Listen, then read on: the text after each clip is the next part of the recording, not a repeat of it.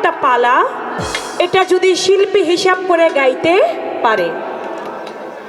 মালজোড়া গানটা এত সহজ না। মালজোড়া গান সে গাইতে পারে যার 3000 গান মুখস্থ আছে, যার 3000 গান নিজের আয়ত্তে আছে, মুখস্থ আছে, সে মালজোড়া গান গাইতে পারে। আর যে মাত্র 500-1000 গান রাখছে তার আয়ত্তে, সে কোনোদিন মালজোড়া গান গাইতে পারবে না।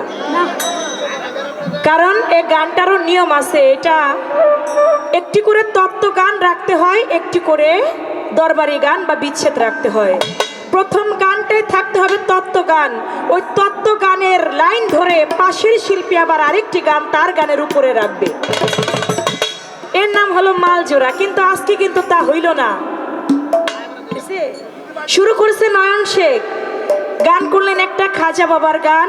এখন আমি যদি তার পাশে গান রাখতে যাই তাহলে আমার গান করতে হবে একটা খাজা বাবার গান। কি তাই আসে না লাইনে? তাই চলে আসে। কিন্তু তাহলে আর মালজোড়ার যে সিস্টেমটা, তত্ত্ব গান, গানের পাশে গান রাখতে গেলে প্রথম গানটা রাখতে হয় তত্ত্ব গান, কিন্তু সেটা হচ্ছে না।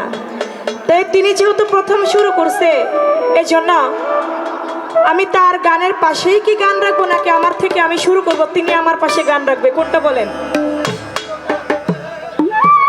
আমি যেহেতু তিনি খাজা বাবার গান করছে, যেহেতু প্রথম তিনি গান করছে, তার গানের পাশে আমি গান ধরি। গানের পাশে পাশে গান হোক। আর আজকে মালজোড়া যে ভাবটা আমরা গাই সেটা যেহেতু না, এটা আজকে অন্যভাবে হচ্ছে, সেভাবেই গাওয়ার চেষ্টা করছি। তার খাজা বাবার গানের পাশে আমি একটি গান রাখি।